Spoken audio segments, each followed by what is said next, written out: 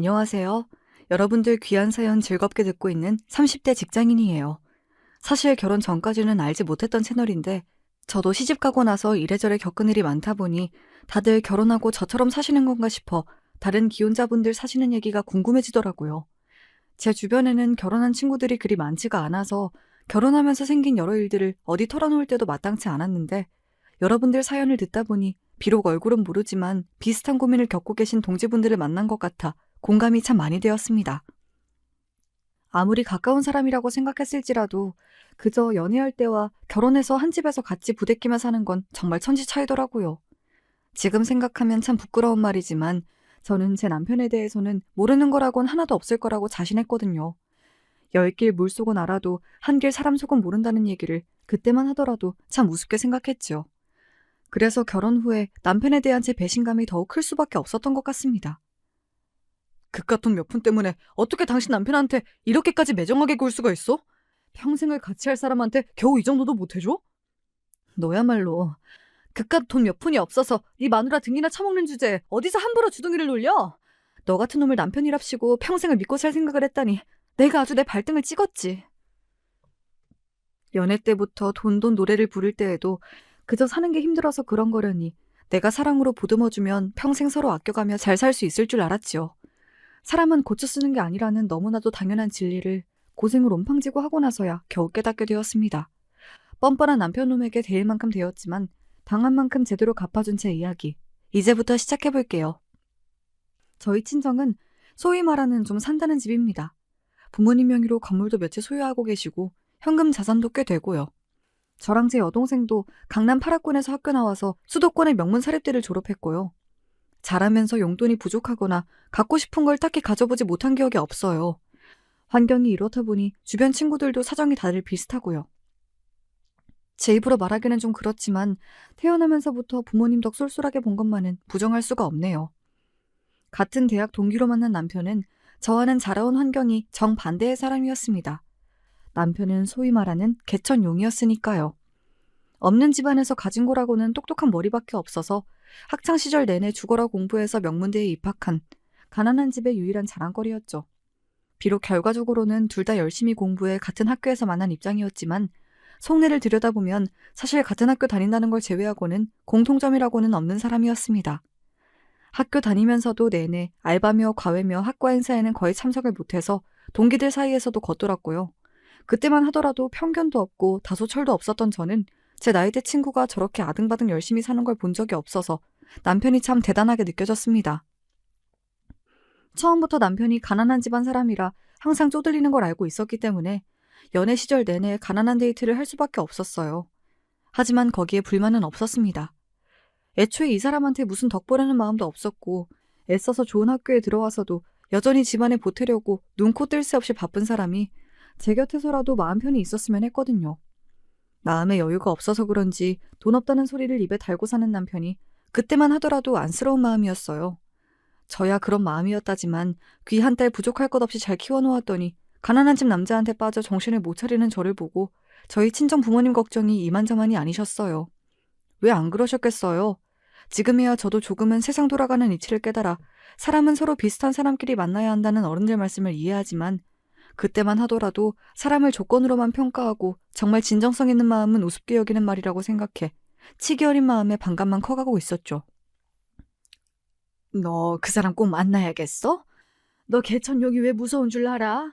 없는 집에서 겨우 한 사람 잘 돼서 성공한다고 위로 올라가게 도와주는 게 아니라 자기들 입 하나 덜어보겠다고 겨우 올라간 한 사람 발목 붙잡고 줄줄이 매달려서 그런 거야.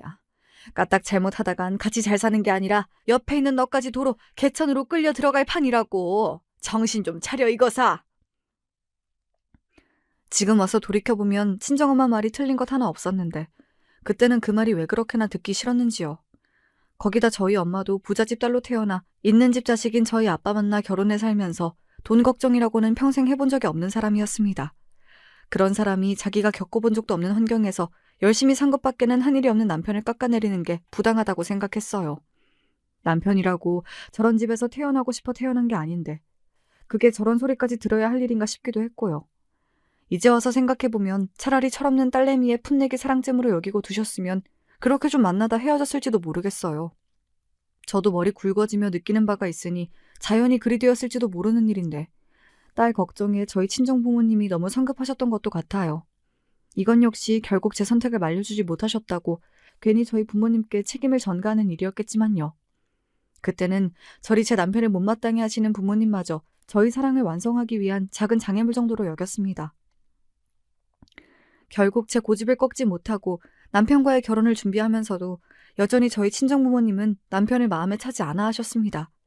다 알지는 못해도 그동안 저를 며느리로 탐내셨던 부모님 친구분들이 꽤 많은 걸로 알고 있거든요.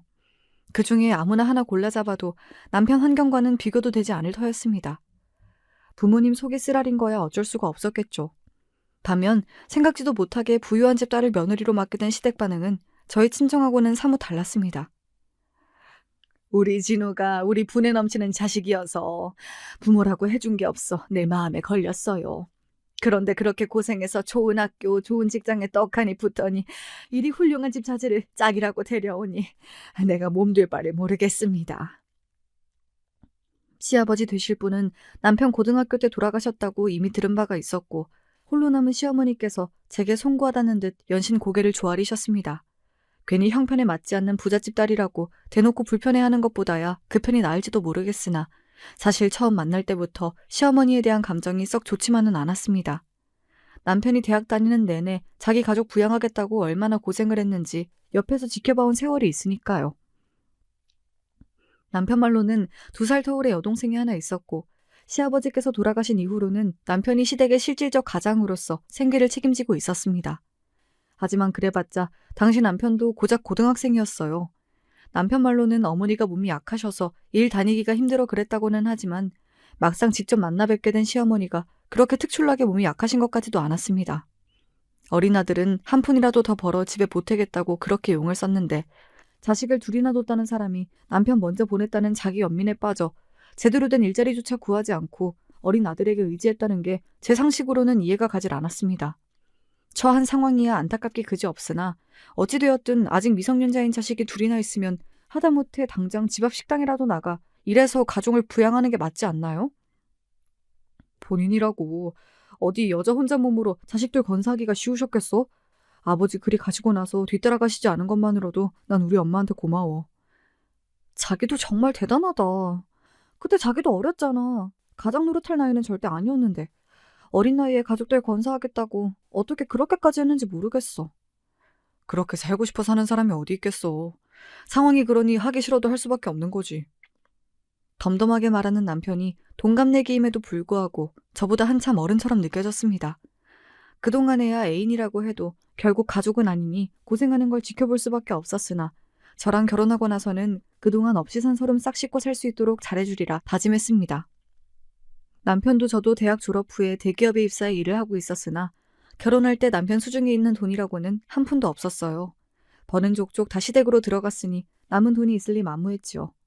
저희 부모님 입장에서야 복장이 터질 상황이었으나 부모님 품에서 안락하게 자라기만 해서 돈 무서운 줄이라고는 몰랐던 제 입장에서는 남편이 부족하더라도 내가 가진 게 많으니 문제될 게 뭐냐는 생각이었어요. 사위를 그렇게나 마음에 들어하지 않으셨으면서도 딸 자식 고생시키기는 싫으셨던 부모님께서 결국 저희 신혼집을 전액 부담해 주셨습니다. 결혼하고 처음으로 시댁 식구들을 저희 신혼집으로 초대해 집들이 했던 날의 기억이 지금도 선명하게 떠오르네요. 그 당시에도 시댁 식구들은 작은 평수의 빌라에 새들어 살고 계셨습니다. 그래봤자 남편 빠져나오니 시어머니와 아직 결혼 안 한 시누이 둘이 살기에는 그리 작진 않았으나 저희 신혼집과는 비교할 게 아니었죠. 세상에, 신혼집을 너무 잘 해놨다.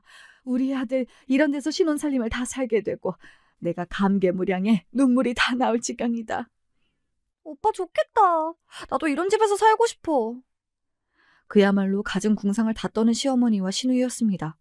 남편이야 그렇다고 치더라도 저는 이제 막 가족이 된 사이인데 부끄러운 줄도 모르는지 속에서 느낀 걸 거르지도 않고 얘기하는데 듣는 저만 민망해지더라고요. 남는 방도 많네. 이 방 그냥 놀리기 아깝지 않아요? 시누이는 아예 저희 집에 놀러 앉고 싶은 기색을 감추지도 않더라고요. 하지만 어림도 없는 일이죠. 남편이야 제가 선택한 사람이니 제가 평생 안고 가는 게 당연하다고 생각했지만 그렇다고 해서 시댁 식구들까지 업고 살 생각은 추호도 없었으니까요.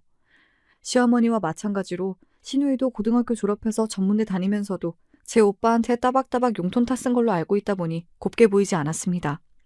제 오빠 그렇게 고생하는 꼴을 보면서 어떻게 저렇게 철딱서니가 없나 싶었어요. 공부도 지지리도 못해서 원래 같았으면 전문대도 언감생심이었는데 그래도 뭐라도 배워놔야 사람 구실한다며 제 오빠가 죽을 똥 살 똥 뒷바라지에서 보낸 게 변두리 전문대였어요.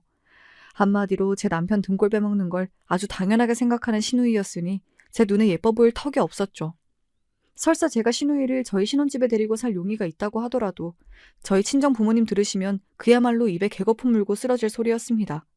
쥐뿔도 없는 사위한테 신혼집까지 해줬는데 골칫덩이 시누이까지 데리고 산다고 하면 누구라도 그렇지 않겠습니까? 결혼하면서 제 딴에는 이래저래 저희 친정 부모님께 서운한 점이 많았다곤 하나 그렇다고 해서 제가 기본적인 도리까지 잊은 건 아니었습니다. 그렇기에 어떻게든 비벼보려는 시누이를 아주 단칼에 잘라냈습니다. 결혼해서 새 가정 이루었으면 부모님으로부터 정서적으로든 경제적으로든 자립하는 게 당연하죠. 저희 부부 인생은 저희 부부끼리 꾸릴 거니 그런 걱정은 안 하셔도 돼요. 대본에 시누이 주둥이가 툭 튀어나왔으나 애초에 시누이 마음에 들겠다고 살살거릴 생각은 눈꼽만치도 없었습니다. 결혼할 때 해온 걸 생각하면 눈치를 봐도 시댁 쪽에서 저한테 눈치를 볼 일이지 그동안 제 남편 등골 빼먹을 만큼 빼먹은 시댁에 눈치 볼 이유가 없었으니까요. 하지만 남편 생각은 좀 달랐던 모양입니다. 여보, 아까 진이가 철없이 말하긴 했지만 제 딴에는 이렇게 좋은 집에서 살아본 적이 없어서 한 얘기인데 그렇게까지 말할 건 없었잖아. 걔도 어릴 때 아버지 잃고 불쌍한 애야. 당신한텐 당신 여동생이 애틋하고 가여울지 몰라도 나한텐 내 남편이 제일 가엽고 불쌍해. 사실 고생이야. 당신 혼자 전부 다 했지. 어머님이나 아가씨야 당신 그늘 밑에서 편하게 지낸 것도 사실이잖아. 이제 아가씨도 어린애 아니야. 자기 앞가림 자기가 해야지. 그리고 아까 방이 남으니 어쩌니 하는 건 나한테 정말 실례되는 말이야. 가만 보면 자기 동생은 그렇게 애틋해하면서 나 속상할 건 생각 안 해줘? 나야말로 그렇게 말하면 정말로 서운해. 결혼 전까지는 그래도 내 가족이 아니니 불만이 있어도 남편에게 직설적으로 얘기한 적이 한 번도 없었어요. 하지만 이제는 좋든 싫든 평생을 얼굴 보고 살아야 할 팔자인데 초장에 제대로 말해두지 않으면 두고두고 문제가 되지 싶어서 전에 없이 세게 말했습니다. 그러자 남편이 그제야 아차 싶은 것 같았어요. 아니, 내가 편가르자고 한 말은 아니고 내 눈에는 아직도 어린애로만 보여서 내가 실수했어. 미안해. 남편 사과를 받고 넘어가긴 했지만 솔직히 서운한 마음이 들었습니다. 물론 시어머니와 시누이가 그동안 남편의 평생 가족이었으나 결혼을 했으면 당연히 배우자가 먼저여야 하는 거 아니에요? 저는 그런 마음가짐으로 한 결혼인데 아직 남편에게는 제가 가장 가까운 가족이 아닌 건가 싶기도 했어요. 그 후로도 시댁 때문에 골머리 아플 일들은 잔잔한 일부터 굵직한 일들까지 꽤 빈번하게 일어났습니다. 이상하게도 저희 부부한테 경제적 지원을 아끼지 않은 저희 친정 부모님들은 저희 연락을 따로 바라거나 신경 쓰일 만한 일들을 만드는 일이 없으셨는데 막상 해준 것 하나 없는 시댁에서 저한테 자식 노릇을 은근히 바라시더라고요. 특히나 저희 친정 부모님이 누리고 사는 것에 각별히 관심이 많은 시어머니셨습니다. 진호에게 들으니 사돈내외께서 또 해외여행을 나가셨다면서? 나는 아직 한 번도 비행기 타본 적이 없는데 사돈께서는 참 복이 많으신 분들이시다. 외국까지 나가서 좋은 거 보고 생전 안 먹어본 거 먹어보면 얼마나 재미지실까? 굳이 저 일하는데 통화하셔서 저런 말씀을 늘어놓는 게 단순히 사돈 안부를 묻는 게 아니라는 것쯤은 5살짜리 어린애도 눈치챘을 겁니다. 그러니까 본인은 한 번도 간 적 없는 해외여행을 분기마다 가는 너희 친정 부모님 보면서 뭐 느끼는 거 없냐 그 소리겠죠. 하지만 저희 친정 부모님 여행을 저희 부부가 보내드린 것도 아니고 본인들 돈으로 가신 건데 뭐 어쩌라고 싶었습니다. 그동안 아들이 벌어다 준 돈으로 호의호식하면서 아들 장가갈 때 돈 한 푼 안 보태줘 놓고 며느리한테 해외여행까지 바라는 시어머니라니. 남편하고 결혼해서 엮이지 않았더라면 정말 상종도 하기 싫은 부류의 사람이었습니다. 저 같으면 자기 아들한테 미안해서라도 언감생심 며느리한테 이런 소리는 꿈도 못 꿀 것 같은데 정말로 저랑은 사고방식이 다른 부류의 사람이었습니다. 그제야 친정엄마가 결혼 전에 했던 말이 이런 맥락에서 하신 말씀이었나 어렴풋이 이해가 가기 시작했죠. 저희 부모님께서 그동안 성실히 일하셔서 인생을 즐기시는 것 같아 저도 자식된 입장으로 참 감사할 따름이죠. 자식이 되어서 항상 사는 형편이 부족해서 여행도 못 보내드려서 죄송스럽기도 하고요. 아예 제가 먼저 선수를 쳐버렸습니다. 우리 부모님도 우리 돈으로 여행 보내드린 것 아니니 시어머니가 더 할 소리도 없겠죠. 사실 첫 문장은 시어머니가 듣고 느끼는 게 좀 있으라고 일부러 한 소리였어요. 결혼하기 전만큼은 아니었지만 남편은 여전히 월급의 일부를 시댁 생활비로 매달 붙이고 있었습니다. 이제 시누이도 취직을 해서 돈을 벌고 있었지만 그래도 그동안 남편이 시댁 경제의 기둥이었다 보니 부족한 부분이야 있었겠죠. 그런데 아들 장가 보내고 나서도 여전히 일할 생각이라고는 쥐똥만큼도 없는 시어머니였습니다. 그저 꼬질 빨대가 아들에서 딸로 바뀐 것뿐이었죠. 저희 부모님 같으면 상상도 할 수 없는 일이었기에 저런 사람을 어머니라고 떠받들고 사는 남편이 안타까울 따름이었습니다. 사실 시댁에 생활비 붙이는 문제로도 남편과 갈등이 많았어요. 그동안 그만큼 했으면 됐지. 이제 결혼해서 가정도 있는데 그만큼이나 시댁에 보내는 게 맞다고 생각해? 자기 입장에서 불만스러울 수는 있다고 생각해. 하지만 엄마가 따로 일도 안 하시는데 진이 버는 것만으로는 부족한 것도 사실이잖아. 우리 이 돈 없다고 굶어 죽는 것도 아니고 자기가 조금만 봐주면 안 될까? 봐주는 것도 어디 하루 이틀이어야지. 그리고 어머님도 정말 해도 해도 너무하시는 거 아니야? 자기 자식들 고생하는 거 뻔히 보면서 어떻게 지금껏 한 푼도 보실 생각을 안 하셔? 일도 해본 사람이 해보는 거지. 지금껏 나가서 일해본 적도 없으신 양반이 나이 다 들어 이제 와서 무슨 일을 할 수 있겠어.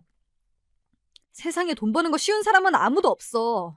내가 보기엔 당신도 어머님이랑 아가씨 다리 뻗고 누울 자리 만들어준 것도 있어. 제가 아무리 화를 내고 잔소리를 해도 결과는 똑같았어요. 어쩜 그렇게 제 어머니와 누이를 애틋해하는지. 곁에서 지켜보고 있자니 참 눈물겹고도 복장이 터져나갈 지경이었습니다. 제가 제 친구들 중에서는 이르게 결혼한 편이기도 하고 친구들 만나는 남자 중에 남편처럼 제 집에 퍼줘야 하는 남자친구를 둔 애들도 없었어요. 한마디로 어디 가서 이런 속 터지는 얘기를 털어놓을 사람조차 없었습니다. 그렇다고 일찍이 이런 상황을 예견하고 결혼을 반대하셨던 친정 부모님께 이런 얘기를 할 수도 없었습니다. 이미 신혼집부터 시작해서 혼수품까지 남편에게 마음은 열어주지 않으셨어도 경제적으로는 넘치도록 지원해주신 친정 부모님이신데 기껏 그리 결혼시킨 딸이 이런 마음고생을 하는 줄 아시면 얼마나 억장이 무너지시겠습니까? 비록 제가 시댁에 대한 말을 아끼는 것만으로도 이미 대강의 상황을 눈치채시는 것 같긴 했으나 차마 제 입으로 이런 얘기까진 못하겠더라고요. 그러다 보니 홀로 벙어리 냉가슴 앓는 일만 쌓여갔습니다. 한 번은 이런 일도 있었어요. 시누이는 시어머니랑 싸우거나 기분 나쁜 일이 있으면 꼭 미리 얘기도 안 하고 자꾸 저희 신혼집으로 오더라고요. 구질구질한 자기 집으로는 들어가기 싫다는 거였겠죠. 하지만 시누이가 무슨 제 친구도 아니고 결혼한 지 얼마 되지도 않은 새언니 집에 자꾸 저 편할 때만 찾아오는 게 정말 불편했습니다. 그렇다고 남편이 그런 시누이 타박을 할 사람도 아니고요. 그날도 여느 때처럼 집에 찾아와 이리저리 기웃대는 시누이를 두고 밀린 집안일을 하고 있었어요. 한참 바쁘게 움직이다 빨래를 건조기에 넣고 이제 좀 쉬려고 제 방에 들어갔더니 시누이가 말도 없이 제 방에 들어가서 화장대에 앉아있는 거예요. 그것도 제가 쓰는 온갖 화장품을 다 열어놓고 제 얼굴에 처덕처덕 찍어 발라가며 말이죠. 무슨 5살짜리나 할 법한 행동에 제가 너무 어이가 없어서 뭐라고 하지도 못하고 입만 벌리고 쳐다보고 있자 무슨 일인가 싶어 들여다본 남편이 그 꼴을 보고는 자기도 기가 막히던지 어쩔 줄을 모르더라고요. 너 거기서 뭐해? 그게 나는 새언니가 피부가 하도 좋길래 비싼 화장품을 써서 그런가 싶어서 궁금해서. 뭐 저런 인간이 다 있나 싶더라고요. 정 한번 써보고 싶었으면 저한테 얘기를 했으면 설마 제가 못 쓰게 했겠습니까? 남의 물건을 허락도 없이 손대는 건 대체 무슨 경우예요?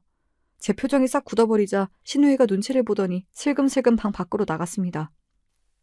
여전히 화장품 뚜껑은 그대로 열어두고 말이죠. 이만하면 저도 참을 만큼 참지 않았나요? 얘가 얘기도 안 하고 참. 이거 다 써서 아가씨 갖다 줘. 제가 냉랭한 말투로 말했습니다. 씻지도 않은 손으로 덕지덕지 만진 물건을 다시 쓰고 싶지도 않았고 특히나 입술에 바르는 것까지 썼더라고요. 입술은 뭐 옮기도 쉬운데. 결혼 전에 제 여동생이랑도 립 제품은 일절 공유한 적이 없었던 저였기에 더 기분이 나빴습니다. 뭘 그렇게까지 해? 얘가 좀 궁금하면 한번 써볼 수도 있지. 지금 그걸 말이라고 하고 앉았어? 내가 지금 화장품이 아까워서 이래? 애초에 남의 물건에 손대는 버릇은 대체 무슨 버릇이야?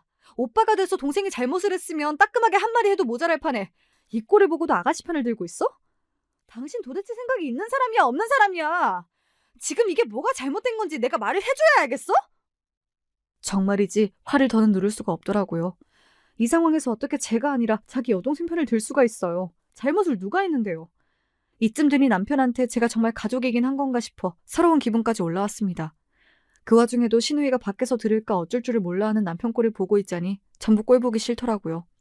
일부러 신우이 들으라고 더욱 목소리를 높였습니다. 얼마나 생각이 없으면 부부 침실에 허락도 안 받고 기어들어갈 생각을 해? 도대체 내가 내 집에서 왜 이런 불쾌한 감정을 느껴야 하는데, 나한테 최소한의 예의도 안 지키는 사람을 내가 언제까지 참아줘야 하냐고! 그만 좀 해. 밖에 다 들리겠어. 들으면 들으라지? 내가 못할 소리 했어? 너무 흥분해서 손까지 벌벌 떨리더라고요. 끝까지 제 누이 역성을 드는 꼴을 보니 남편도 집 밖으로 쫓아내고 싶었습니다.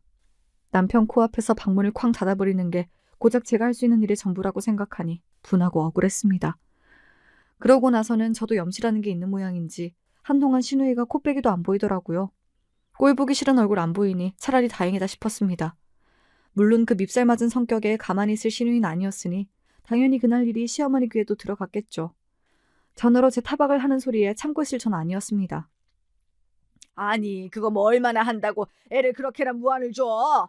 가뜩이나 없이 자라 서러운 애를 보듬어 주지는 못할 망정. 그걸 보듬는 건 부모인 어머님이 하셔야 할 일이고요. 저는 명백하게 사과를 받아야 할 입장입니다. 아가씨가 잘못했다는 얘기는 쏙 빼놓은 건지 듣고도 이러시는 건지 모르겠으나 어머님 이러시는 게 제 입장에선 더 서운해요.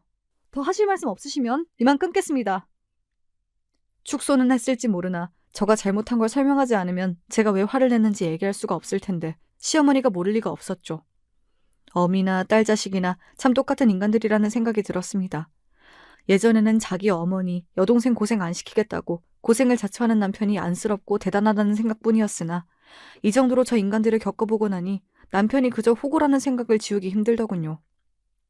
제 식구들 일이라면 똥인지 된장인지 구별도 못하는 꼴을 봐왔으니 그럴만도 했죠. 그리고 그 식구들 안에 저는 포함되지 않는 거였겠죠.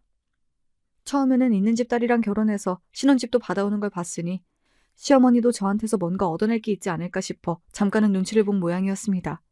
하지만 사태가 이 지경에 이르고 보니 저한테 찔러도 나을 구석 하나 없다는 걸 그제야 깨달은 모양인지 시어머니도 점점 성격이 나오더군요. 신우이 경우 없는 게 다 어디서 왔겠어요. 보고 배운 게 딱 그런 거였겠죠. 돈이 없는 건 참을 수 있었지만 기본적인 사람 대하는 개념도 없는 건 참기 힘들었습니다. 진이 요새 만나는 남자가 있는 것 같더라고. 그래? 신우이의 연애 소식을 전하는 남편 말에 딱히 대꾸할 말이 없었습니다. 제 눈치를 보느라 방문이 뜸한가 싶었더니 자기 연애하기 바빠서 그런 거였구나 싶었죠. 뭐 예쁜 신우이라고 연애를 하든 말든 관심이 생겼었겠어요. 그 일로 결혼하고 남편과도 가장 크게 다툰 후였기 때문에 남편과의 사이도 다소 서먹해졌습니다. 하지만 이번에는 제가 먼저 굽힐 생각은 전혀 없었습니다. 사실 이 결혼 자체가 제가 항상 져줬기 때문에 성사될 수 있었던 일이었으니까요. 그러면 안 된다는 거였다는 걸 그즈음에는 깨닫고 있었으나 이미 일은 치러졌으니 늦어도 너무 늦었다 싶었습니다. 저 진상시댁에게 목줄을 잡힌 남편과 평생을 살려면 이제 저 인간이라도 정신을 차리게 해야 한다고 생각했습니다. 남편까지는 어떻게 제 업이다 생각하고 짊어지고 산다고 할지라도 시어머니와 시누이까지는 정말 봐주기 힘들었으니까요. 그러려면 남편이 시댁으로부터 정서적으로 독립하는 것 외에는 방법이 없었습니다. 시누이가 불쑥불쑥 찾아오는 일이 줄어들다 보니 제 사람들을 초대하기도 좀 편해지더라고요. 마음에 차지 않는 사위와 결혼하고 나서는 아무래도 결혼 전보다는 친정 식구들과 사이가 소원해진 탓에 정작 제 친동생은 그때까지 집에 초대를 못하고 있었거든요. 물론 일부러 못 오게 한 건 아니고 저도 직장을 다니지만 제 동생은 대기업 연구직이라서 저보다도 훨씬 바쁘기도 했습니다. 그 와중에 시누이까지 들락거리니 집에 놀러오라는 말 한마디 하기도 쉽지가 않더라고요. 얄미운 남의 동생은 제 집처럼 들락거렸는데 정작 내 동생은 한 번을 못 불렀다고 생각하니 나도 참 형편없는 언니다 싶었습니다. 그래서 하루 날 잡고 작정하고 동생 좋아하는 걸 잔뜩 해서 동생을 초대했어요. 그래도 못난 언니 생각해서 저 좋아하는 디저트를 잔뜩 사들고 들어오는 동생을 보니 자연스럽게 항상 빈손으로 쳐들어와 저희 집 냉장고를 축내던 시누이와 비교가 안 되려야 안 될 수가 없더라고요. 그렇게 오랜만에 보는 동생과 기분 좋게 회포를 풀고 있는데 시누이한테서 갑자기 전화가 왔습니다. 좋은 기분을 망칠 것 같은 불길한 예감에 저도 모르게 인상이 찌푸려졌습니다. 언니, 지금 사돈처녀 집에 와 있다면서요? 그런데요? 오빠가 그래요? 나 지금 언니네 좀 가도 되나? 와서 도대체 또 무슨 짓을 하려나 싶어 거절하려고 하는데 옆에서 제가 통화하는 걸 보고 있던 동생이 입모양으로 괜찮으니 오시라고 하더라고요. 상견례와 제 결혼식 때 말고 얼굴 본 일도 없는 사돈이 편할 리 없겠으나 저 생각한다고 그랬겠죠. 찜찜하긴 했으나 동생 성화에 마지못해 오라고 허락을 했습니다. 그렇게 간만에 저희 집에 온 신우이는 집에 들어오자마자 제 동생을 훑어보기에 여념이 없었습니다. 같은 사돈 처지에 조심하는 건 제 동생뿐이었어요. 제 동생이 무슨 동물원 원숭이도 아닌데 머리부터 발끝까지 제 동생 입은 것 두른 것을 하나하나 뜯어보면서 특유의 경우 없는 소리를 쏟아내는 신우이였습니다. 역시 부잣집 딸이라서 그런가. 사돈은 뭐 하나 명품 아닌 게 없네요. 이래서 사람이 돈이 있고 봐야 해. 난 시집갈 때나 이런 거 한번 둘러볼까? 집에서 이런 거 다 해주는 인생은 어떤 기분일까? 친하지도 않은 사이에 보자마자 쏟아지는 무례한 말들에 동생이 당황해서 되려 제 눈치를 보더라고요. 저야 신우이 저런 꼴에 이골이 나 있다고 하지만 제 동생은 거의 처음 제대로 대화해보는 거라고 해도 과언이 아니었습니다. 듣는 제 얼굴이 화끈거리는데도 창피한 줄도 모르는 신우이였습니다. 게다가 누굴 철딱서니 없이 집안 돈만 축내는 사람 취급입니까? 아가씨, 얘는 고등학교 졸업한 이후로 집에 손 벌린 적 없어요. 공부도 나보다 훨씬 잘해서 대학 내내 장학금 받고 다녔고 연봉도 나보다 훨씬 세요. 얘 지금 입고 두른 거 다 자기가 일해서 자기 능력으로 벌어서 이만큼 하고 다니는 거예요. 잘 알지도 못하면서 집에서 다 받았다느니 그런 소리는 대체 왜 하는 거예요? 옆에서 제 동생이 그만하라고 제 손을 붙들고 말리는 데에도 할 말은 해야겠더라고요. 오히려 자기 오빠한테 기생하면서 그동안 편의상권 자기가 더하지 않았습니까? 뭐 눈에는 뭐만 보인다고 어디서 남의 귀한 동생을 자기랑 동급으로 취급하고 있습니까? 제 말에 신우이 주둥이가 또 삐죽 튀어나오더군요. 아니, 나는 나랑 동갑이라는데 나랑 하고 다니는 게 너무 다르니까 부러운 마음이 들어서 그랬죠. 집도 산다고 하니 당연히 집에서 해줬겠거니 할 수도 있는 거지 뭐. 나한테면 몰라도 내 동생은 아가씨도 초면이나 마찬가지잖아요. 얘가 갑자기 그런 소리 듣고 있자니 얼마나 당황스럽겠어요. 그래요. 내가 말 실수했네요. 미안해요, 사돈. 아니에요. 괜찮아요. 언니도 그만해. 나 정말 괜찮아. 오랜만에 본 동생이 반가워 좋아진 기분이 그만큼 더 밑으로 가라앉았습니다. 언니가 이런 꼴 보며 살고 있다는 걸 눈으로 확인했으니 동생이 얼마나 심란했겠습니까? 결국 친정 부모님의 염려가 현실이 되고 말았습니다. 그날 밤에는 속상해서 정말 잠이 안 오더라고요. 동생이 입이 무겁긴 했으나 언니 걱정에 결국은 그날의 일도 친정 부모님 귀에 들어가게 되겠죠.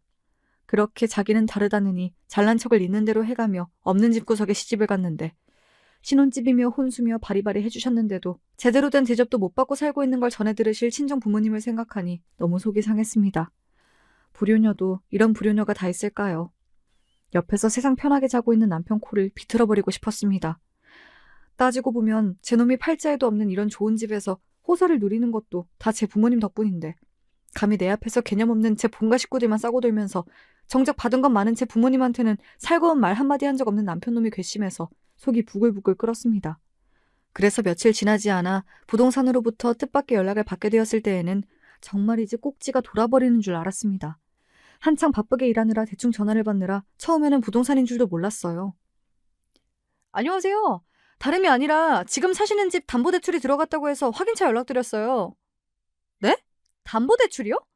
우리 그런 적 없는데? 다른 곳이랑 착각하신 거 아니에요? 아이, 그럴 리가 있나요? 저희가 부모님하고 거래 튼 지가 벌써 몇 년째인데요. 그때 따님 신혼집이라고 특별히 잘 좀 부탁드린다고 몇 번이나 당부를 하셔서 담보대출이 1억이나 들어가 있길래 저도 무슨 일인가 싶어 연락드린 거예요. 도대체 이게 다 무슨 소리인가 싶었습니다. 저희 부모님이 신혼집 사주시면서 제 단독 명의로 해주셨기 때문에 제가 대출 신청을 하지 않았는데 대출이 나올 리가 없었습니다. 뭔가 잘못돼도 단단히 잘못되었다는 생각이 들었죠. 죄송하지만 자세하게 좀 이야기 들을 수 있을까요? 제가 지금 아예 처음 듣는 소리라서 너무 당황스럽네요. 따님 본인이 신청하신 게 아니시라면 혹시 남편분이 신청하신 건 아닐까요?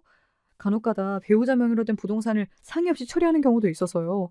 저는 서류 확인하다가 알게 된 거고 사실 주택담보대출은 은행이랑 거래하는 거라서 저도 자세한 내용은 몰라서요.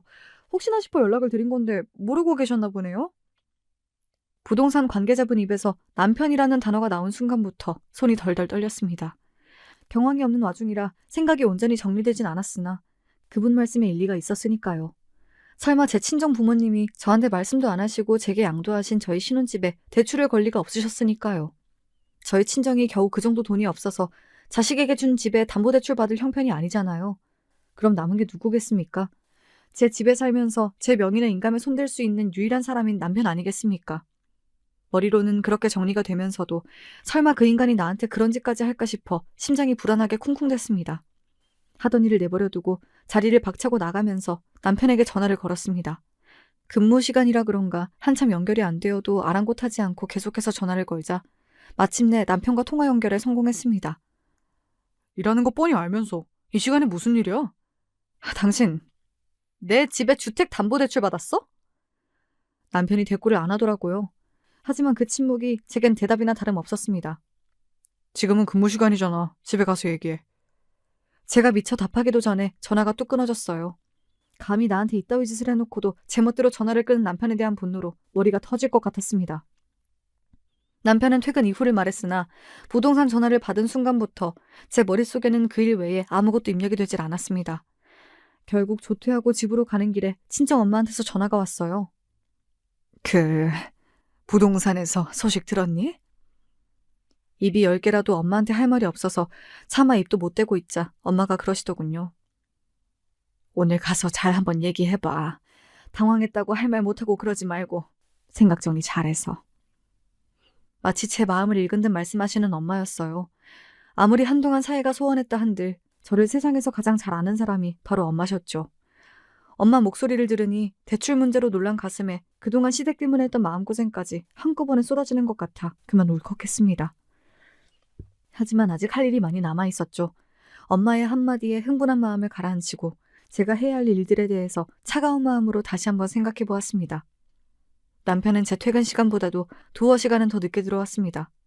제놈 입장에서야 조금이라도 매를 늦게 맞고 싶었겠죠. 기다리는 시간 동안 제 머리가 더 차게 식었으니 오히려 잘 됐다 싶었습니다. 네가 내 인감 가져가서 이 집 주택담보대출 받았니? 말 돌릴 새도 없이 제가 돌직구로 묻자 남편 얼굴이 당황스러운 기색이었으나 더는 물러설 곳이 없다는 걸 알았는지 남편이 순순히 대답하더군요. 그래, 내가 했어. 네가 돌았구나? 너 지금 그게 남편한테 무슨 말버릇이야? 사정을 알았으면 그럴 만한 일이 있었겠구나 먼저 묻는 게 순서 아니야? 남의 인감 훔쳐다 도둑대출 받은 놈도 있는데 네 놈이 나한테 순서를 따져? 전에 없이 차가운 말투로 마치 남한테 말하듯 하는 저를 보며 남편이 오히려 흥분하더군요. 하지만 앞으로 어떻게 할지를 이미 결정하고 나니 오히려 마음이 진정된 저였습니다. 남의 돈으로 범죄 저질렀을 때는 뒷감당할 각오도 되어 있었겠지. 긴 말할 거 없어. 니놈 사정 궁금하지도 않고 며칠 내로 고소장 갈 테니 소송 준비나 잘해둬. 제가 흥분해서 소리를 치면 사정 얘기를 하며 또 어영부영 넘어갈 생각이었겠죠. 사정이라는 건 들어볼 필요도 없었습니다. 저 인간한테 돈 들어갈 일이 뭐가 있겠어요. 또 시험이 아니면 신우이겠죠. 구질구질한 정황이야 알고 싶지도 않았고요. 예상보다 제가 세게 나가자 남편이 당황해서 어쩔 줄을 몰라 했습니다. 소송이라니 그게 무슨 소리야. 우리 같이 사는 우리 집인데 무슨 소송을 해? 그래서 이게 네 집이니? 네 집이야? 이 집 팔 때 돈 한 푼 안 낸 주제에 너 못마땅해 하는 장인장모라고 먼저 살갑게 인사 한 번 안 하던 놈이 집 해주신다고 할 때는 염치도 없이 넙죽 잘만 받아먹더니 그걸로 네 멋대로 주택담보대출까지 받아? 결국 우리 부모님 말씀이 옳았던 거야. 애초에 너 같은 놈을 구제해주는 게 아니었는데. 목소리 한 번 안 높이고 있는 사실만 얘기해도 남편한텐 죄다 치명타더라고요. 이 집의 존재 자체가 제 놈의 무능을 입증하는 거나 다름없는데 그걸 감히 빼돌릴 생각을 하다뇨. 저는 물론이고 제 부모까지 우습게 본 그놈을 더는 안고 갈 생각이 없었습니다. 애초에 이혼할 생각을 안 했으면 어떻게 저놈을 사기죄로 고소할 생각을 했겠습니까? 그래! 돈 필요해서 그랬다! 너야 돈 있는 네 부모 믿는 구석 있으니 그렇게 당당하게 살 수 있겠지. 그러면 그동안 혼자 가족 부양하느라 고생했을 남편 좀 이해해줄 수 있는 거 아니야? 우리 진이 이제 시집 가야 하는데 집에 돈이라고는 먹고 죽으려고 해도 없고 그럼 내가 뭘 할 수 있는데? 하나뿐인 오빠가 돼서 그럼 손가락만 빨게 만들어? 주택담보대출 받는다고 당장 이 집이 넘어가는 것도 아니고 그것 좀 했다고 남편을 고소를 하겠다고? 있는 것들이 더하다더니 너 진짜 무섭다. 겨우 이걸 가지고 벌써 무서워? 너 말 한 번 잘했다. 애초에 내가 네 놈 가엾게 여기지 않았으면 이 결혼 성사되지도 않았어. 거지 같은 집구석에서 구제해줬으면 감사한 줄 알고 받들어 모셔도 모자랄 판에 너랑 네 되먹지 못한 시댁 식구들 그동안 나한테 어떻게 했니? 니들은 돈이 없는 게 문제가 아니라 염치를 모르는 게 문제인 거야. 하나뿐인 오빠가 돼서 손가락만 빨게 만들 수 없어? 줄 거 없으면 손가락 빨개 둬야지. 니까짓 게 뭔데 감히 내 부모님이 나 잘 살라고 해준 집에 손을 대서 니놈 동생년 결혼 자금을 해줘? 너 거지야? 도둑놈이야? 니 것도 아닌 걸 애초에 왜 욕심내냐고! 끝까지 뻔뻔하게 나오는 남편놈에게 그간 쌓였던 분노가 폭발했습니다. 그래도 제 주제는 아는 놈인 줄 알았는데 저놈도 그냥 도둑놈에 불과했던 거예요. 저런 놈을 한때나마 존경할 만한 놈이라고 생각하고 결혼까지 했다니 제 발등을 찍고 싶었습니다. 내가 내 부모한테 이런 불효까지 저질러가며 더는 니놈하고 살 생각 없어. 고소장하고 같이 이혼 소장도 갈 테니 내 부모가 해준 내 집에서 당장 꺼져. 가서 네 어미 네 동생년이랑 살던 대로 구질구질하게 살아봐. 시원하게 이혼 소리까지 내지르고 나니 남편놈 낯짝이 새파랗게 질렸습니다. 설마 제가 이혼 얘기까지 꺼낼 거라고는 생각조차 못한 것 같았어요. 그동안 그놈이 저를 얼마나 호구로 생각했는지 그제야 실감이 나더라고요. 애초에 이 관계에 아등바등한 건 나뿐이라는 생각이 들어 허탈했습니다. 그 길로 시댁으로 남편을 내쫓았어요. 그러자 그날 저녁에 바로 온 시댁 식구들이 제 집 앞으로 총출동을 했습니다. 물론 당연히 문은 열어주지 않았죠. 이제 이혼하면 곧 남남이 될 사이인데 제가 그 더러운 면상들 마주봐야 할 이유가 더는 없죠. 그동안 있는 집 딸 유세는 있는 대로 다 부려놓고는 고작 1억 가지고 내 아들을 이렇게 괄시를 해? 내가 얼마나 귀 떠받들고 산 내 새끼인데 니까짓 게 뭔데 내 아들한테 소리를 질러? 너희 집 구석도 참 별거 없구나. 그 푼돈 돌려받겠다고 감히 남편을 내쫓아? 언니, 진짜 사람이 그러는 거 아니에요. 그 돈 없다고 굶어 죽는 것도 아니면서 진짜 치사하게. 그 돈이 그렇게 아까워요? 끝까지 참 낯짝 두꺼운 인간들이었습니다. 제 어미 동생이 부끄러운 줄도 모르고 동네가 떠나가라 소리를 치고 있는데도 당연한 소리라도 듣는다는 듯 뒤에 서 있는 남편놈 꼴을 보자니 저놈이라고 별다를 것 없는 놈이구나 싶더군요. 저런 놈을 저 혼자 안쓰러워 끼고 산 세월이 아까웠습니다. 저는 인터폰 버튼을 꾹 누르고 말했습니다.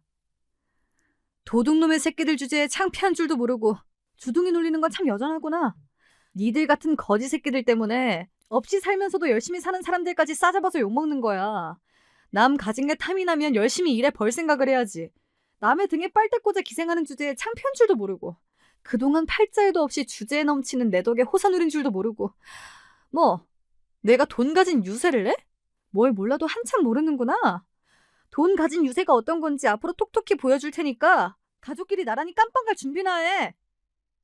그러고는 인터폰을 뚝 끊고는 사람을 불러 그 거머리들을 내쫓아버렸습니다. 감히 돈 무서운 줄 모르고 이따위 짓을 저질렀으니 돈 무서운 걸 아주 제대로 가르쳐줄 작정이었어요. 그날 부모님께 도움을 요청해 대형 로펌 변호사를 셋이나 고용했습니다. 단순히 이혼하고 담보대출받은 돈 돌려받는 정도로 끝낼 생각은 처음부터 없다는 뜻이었습니다. 사태가 이 지경까지 이르러서야 부족한 집에 시집간 딸이 어찌 살았는지 내막을 알게 되신 부모님 표정이 참담하게 일그러졌으나 못난 자식이라도 자식이라고 묵묵히 저를 감싸 안아주신 부모님 덕에 일은 빠르게 진행되었습니다. 어차피 이혼 소송이야 저한테 절대적으로 유리했어요. 애초에 들고 온 재산이라고는 한 푼도 없는 남편이었으니 재산 분할이라는 것도 크게 의미가 없었고 남편놈 입장에서야 가지고 있던 것 다 빼앗긴 기분이 들겠지만 애초에 제 것도 아니지 않았습니까? 제 입장에서야 그저 제 놈 살던 바닥으로 내려가는 것뿐인데 고작 그 정도로 만족하고 끝낼 생각은 털끝만큼도 없었습니다. 그래서 다음날 이혼 소장 접수는 당연한 일이고 경찰에 사기죄 고발까지 주저없이 진행했습니다.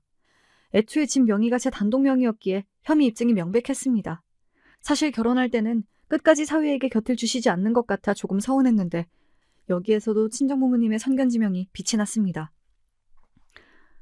경찰로부터 출두 명령서를 받고 나서야 사태의 심각성을 인지한 건지 세 인간이 전부 저희 집으로 뛰어왔습니다. 하지만 이전에 때로 몰려왔을 때와는 태도부터 다르더군요. 여보, 내가 그때는 자격지심에 잠깐 돌았었나 봐. 내가 누구 덕에 이렇게 살았는데 당신한테 정말로 죽을 죄를 지었어. 한 번만 용서해주면 다시는 본가에 퍼주는 일 없이 죽은 듯이 당신 말만 듣고 살게. 제발 이혼만은 하다못해 사기죄 고발만이라도 취하해줘. 이러다 당신 남편 정말 실직자 돼. 언니! 내가 잘못했어요. 내가 언강생심 돈 욕심이 들어서 정말 잘못했어요. 언니 돈도 다 돌려주고 하라는 건 다 할게. 나 이러다 파혼당하고 감옥까지 가면 정말 못 살아. 나 좀 살려줘요, 언니. 아가, 내가 저번엔 너무 흥분해서 별소리를 다 했지? 늙은이가 경황 없는 와중에 한 소리이니 그냥 미친 소리다 치부하고 한 번만 봐주면 안 되겠니? 그래도 우리가 가족으로 산 시간이 있는데 어떻게 이렇게까지 척을 지을 수가 있어? 네가 하라면 앞으로 나랑 얘랑 너희 부부 앞에 다신 안 나타날 테니 제발 우리 아들만이라도 좀 받아줘. 그 난리를 치며 기세 등등하더니 고작 경찰 고발 하루 만에 꼬리를 말고 개처럼 비는 꼴들을 보니 속이 좀 시원해지는 것도 같더군요. 하지만 이제 시작이었습니다. 죄 지었으면 벌 받아야죠. 더는 답도 없는 쓰레기라서 내버렸는데 그걸 내가 왜 다시 걷어가요? 언제 또 내 뒤통수를 칠 줄 알고? 남의 돈 우습게 알더니 꼴 좋네요. 왜? 나더러 봐달라면 이렇게 빌어? 내가 언제 죄 지으라고 사정이라도 했어? 다 지들이 한 일이면서 왜 나한테 와서 난리들이야? 더는 댓글 면상 볼 일 없으니 내 집 앞에서 왈왈대지 말고 썩들 꺼져. 개처럼 볼품없이 끌려가는 새인간 꼬라지를 보면서 더는 저것들 보고 살지 않아도 된다는 생각에 해방감까지 들더군요. 다음 일들이야 순조로웠습니다. 혐의도 증거도 차고 넘치는 덕에 생각보다 송사도 길게 끌지 않았어요. 이혼 소송이야 전적으로 저의 승리였습니다. 남편이라는 놈이 부인 재산 빼돌려 인감으로 사기쳐서 대출까지 받았는데 제게 유리하지 않은 게 더 이상한 일이었죠. 전 남편 놈과 전 신우의 사기죄도 입증되었습니다. 집과 인감이 제 명의였던 데다 대출받고 나서 전 남편 놈이 잽싸게 신우이 계좌에 1억을 송금하는 바람에 두 사람이 공범이라는 건 쉽게 입증이 되었거든요. 사기죄로 경찰서를 들락거리는데 회사가 시끄러워지는 것도 당연했습니다. 전 신우이야 능력이랄 것도 없으니 곧장 해고가 되었고 전 남편도 회사로부터 권고사직 압박을 받아 결국 퇴사했습니다. 없는 집에 내세울 거라곤 대기업 다니는 아들이 전부였는데 그 영광도 끝이 난 거죠. 전 시어미야 직접적인 혐의가 없다 하더라도 본인 부양하던 자식 둘이 전부 회사 잘리고 쪽박 신세가 되었는데 그보다 더한 벌이 없겠죠. 간간히 일용직으로 남의 집 살림 살아주러 다닌다는 소리를 듣고 얼마나 웃겼던지요. 몸이 약해 일을 못 다닌 게 아니라 자식들 벌어다주는 돈으로 염치 없이 등 따숩게 살았다는 게 분명해졌죠. 참 그런 것도 어미라고 제 복을 걷어찬 전 남편이 등신인 거겠죠. 비록 이래저래 지저분한 꼴을 보긴 했으나 그 구질구질한 결혼으로 얻은 게 아예 없는 건 아니에요. 어른들 하시는 말씀에 그만한 이유가 있으니 좀 더 부모님 말씀에 귀 기울여 신중하게 행동하는 버릇이 생겼습니다. 제가 생각하는 진리만이 옳은 게 아니라는 조금은 찬란 생각도 하게 되었죠.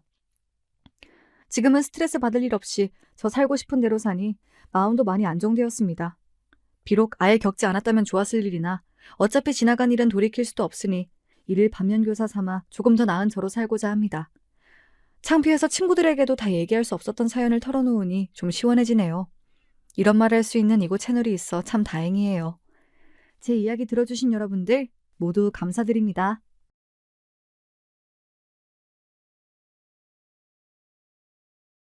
안녕하세요. 전 인생에서 가장 평화로운 시간을 보내고 있는 중년 여자입니다. 이 채널을 좀 더 일찍 알았다면 좋았을 것 같다는 생각을 할 정도로 제가 열혈 애독자인데요. 제 이야기도 한번 사연으로 소개해 주시면 좋을 것 같아 경험담을 신청해 봅니다. 저는 원래 친정 집안에 형편이 좋질 못했어요. 그런데다가 제가 중학교를 입학하였던 무렵 친정 부모님께서 억울하게 뺑소니 교통사고를 당하시는 일이 벌어졌습니다. 왜 힘든 집에만 자꾸 힘든 일이 벌어지는지 세상이 너무한다는 생각뿐이었네요. 부모님 두 분 다 크게 다치셨고 병원비가 어마어마하게 나왔는데 그걸 청구할 곳 하나가 없었습니다. 그렇게 만든 가해자는 여전히 정체이며 행방이 오리무중이었고 사고가 난 현장에 목격자를 찾는 현수막이 큼지막하게 걸려 있었으나 결국은 목격자도 나타나지 않았어요. 고스란히 저희 가족이 감당해야 할 몫으로만 남겨졌습니다. 아버지께선 수술만 3차례 받으셨고요. 엄마께선 거동이 불편해지셨고 용변도 혼자 못 가리게 되셔 기저귀를 차고 지내시게 됐죠. 엄마가 그때 고작 40이었는데 말입니다. 전 집안의 첫째, 장녀고요. 남동생과 여동생이 하나씩 있었어요. 딱히 믿고 의지할 만한 친척도 없었기 때문에 부모님께서 뺑소니 교통사고를 당하셨을 때부터 전 막중한 장녀의 책임감을 갖게 됐던 것 같아요. 제가 정신을 차려야 동생들이 앞으로 먹고 산다는 생각이 들었던 거죠. 이악 물고 살다가 20대 중반이 됐을 때 처음으로 이런 생각이 들더라고요. 중학교 때도 알바를 했고 고등학교 때도 알바를 했고 그리고 지금은 아예 사회생활하면서 돈을 번 지가 햇수로 6년 차인데 합치면 정말 오래됐는데 왜 나는 통장에 이렇게 돈이 없을까? 제 통장의 다른 이름은 밑빠진 독이었습니다. 잔고가 줄줄 새는 것만 같았어요. 하루하루 열심히 살기만 하면 보답을 받을 줄 알았는데 택도 없었습니다. 그래서 남들은 결혼을 준비하는 20대 후반의 나이에 저는 일을 3개씩 하고 있었죠. 퇴근 후에 월수금 저녁마다 아르바이트를 했어요. 그리고 주말 오전에도 다른 아르바이트를 했죠. 그렇게 몇십만 원이라도 더 버니까 낫더라고요. 제가 그렇게 살았습니다. 30대가 되자마자 한 일은 여동생을 시집 보내는 거죠. 참고로 여동생은 23 나이에 동갑 남자친구하고 결혼을 하겠다고 난리를 쳐서 집안을 뒤집어 놓은 적이 있었는데요. 그 나이에 무슨 결혼이야. 너 이러라고 언니가 대학 보내준 줄 알아? 대학은 언니가 보내준 게 아니라 내가 선택해서 간 거거든. 뭐? 너 말 다 했어? 내가 너희를 위해 얼마나 이악 물고 앞만 보면서 살았는데 네가 어떻게 그런 소리를 해? 나 아니었음 네가 대학을 어떻게 가? 아, 알았어. 내가 다닌 전문대 그거 언니가 보내준 거야. 내 힘으로 간 거 아니야. 됐지? 이런 만족해? 하여간 전문대 하나 갖고 되게 생색내긴. 생색이라니? 그런 전문대 하나도 가고 싶은 거 꾹 참으면서 못 가는 사람도 있어. 아, 그니까 알았다고. 알았으니까 그만 좀 해, 언니. 나 이제 전문대 졸업도 하게 됐으니까 졸업 기념으로 결혼도 할래. 어? 언니가 나 좀 응원해 주라. 엄마 아빠 반응이 완전 안 좋단 말이야. 언니가 엄마 아빠 마음 좀 돌려놔 줘. 대학 다니면서 열심히 취업 준비하겠다고 하길래 아르바이트 하나 안 하는 것도 봐주고 이해해 줬더니 네가 어떻게 졸업하자마자 결혼을 한다고 그럴 수 있어? 그런 자식 결혼을 기뻐하는 부모가 세상에 어디 있을까? 내가 두 분 마음 돌려놔 줄 거란 생각은 버리는 게 좋을 거야. 난 너 절대로 안 도와줄 거니까. 뭐? 언니 진짜 실망이다. 내가 먼저 결혼해서 행복한 가정 꾸리고 잘 살까 봐 그게 질투나서 이러는 거지? 진짜 속 엄청 좁네. 그때 여동생 때문에 제가 얼마나 머리 싸매고 두통에 시달리면서 힘들었던지 몰라요. 여동생이 철없게 저한테 얼마나 비수를 날리든 말든 상관없으니 제발 그 이상한 결혼만 하지 않게 해달라고 기도를 간절하게 했었습니다. 나이만 먹고 몸만 자랐지 생각하는 게 어렸던 여동생은 제가 결혼을 반대하는 걸 두고 단단히 삐져서 저와 절연하겠다고 그랬었어요. 평생 저를 안 보고 살겠다고 하면서 절 힘들게 만들었습니다. 스트레스가 너무 심해서 밤에 잠자리에 누울 때면 차라리 영원히 눈이 안 떠졌으면 좋겠다고 생각하던 시절이었죠. 제 속을 문드러지게 만들었던 여동생은 결국 그 결혼을 안 했습니다. 이유가 허무했죠. 그 남자애가 바람을 피웠기 때문이에요. 언니, 그 자식이 나한테 뭐라고 그랬던 줄 알아? 나랑 만나면 자기가 하나부터 열까지 다 챙겨줘야 되고 지출도 항상 자기가 더 많이 하니까 부담스럽고 신경이 쓰였는데 다른 기집애 만나니까 그런 부담 적어서 좋고 편하더래. 난 너무 구질하대. 나 같은 가정 환경 여자랑 결혼할 정도로 자긴 자선 사업가가 아니래. 잠깐 미쳐서 나랑 결혼할 생각했던 거래. 울지 마. 고작 그런 이상한 놈 때문에 울긴 왜 울어? 괜찮아. 너 이제 23이야. 지금부터 인생 시작해도 되는 나이인데 그런 소리 듣고 무너질 이유 없어. 한바탕 결혼 소동을 벌였던 여동생이 이렇듯 씁쓸한 결말을 맞이해서 가슴이 아팠지요. 철이 없고 생각이 짧다고 한들 제 여동생이었습니다. 언니인 제가 품지 않으면 누가 품겠나 싶었네요. 여동생을 있는 힘껏 달래면서 시간이 지나면 훨씬 더 나은 결혼 상대가 나타날 거라고 그런 소리를 얼마나 해뒀던지 몰라요. 새끼손가락까지 걸고 약속을 해줬었네요. 23 나이에 그런 황당한 소동을 일으킨 바 있었던 여동생은 몇 년이 지나 또 한 번 결혼하겠다고 큰 소리를 쳤고 이번엔 저도 반대하지 않았던 겁니다. 우리 큰딸이 있으니까 항상 든든해. 결혼 준비든 뭐든 다 맡겨놓으면 그만이니까. 친정엄마께서 그렇게 말씀하셨을 때 저는 숨이 막히는 듯한 느낌이 들었던 것 같아요. 하지만 티를 내진 않았죠. 제 인생이 이렇게 희생하고 헌신하다가 늙어 죽는 것으로 진작 결정된 바였다고 생각하게 된 후였으니까요. 꾹 참았습니다. 여동생은 자기보다 5살 많은, 그래서 저보다도 연상인 남자와 근무차에서 눈이 맞았고 결혼 얘기를 주고받자마자 임신하는 바람에 되도록 서둘러 결혼식을 올려야만 했습니다. 제부는 집안의 원조는 2천만 원 외엔 기대할 수 없는 처지였고 본인이 모은 돈으로 결혼하는 거였는데 4천만 원 남짓이 제부가 모은 재산의 전부였죠. 그래서 결혼시키는데 계산기를 하염없이 두드리느라 제 머리가 터질 뻔했답니다. 그쪽 집안에선 이런 걸 도와주고 참견해줄 인력이 아무도 없었거든요. 아무튼 제가 30대에 들어서서 처음 크게 했던 일이 여동생을 결혼시키는 일이었는데 이듬해 건강한 남자 조카도 태어나서 부모님께서 커다랗게 웃으시는 모습도 보고 좋았어요. 언니, 아이를 낳기만 하면 단 줄 알았는데 키우는 게 너무 힘들어. 애가 잠도 안 자고 자꾸 울고 그리고 자꾸 배가 고프다 그런다? 대체 왜 그러는 걸까? 그리고 대체 뭘 했다고 자꾸만 돈이 들어가는 거야? 누가 우리 집 돈을 훔쳐가기라도 하나 봐. 돈이 자꾸만 없어져. 원래 애 키우는 건 힘들다고 하잖아.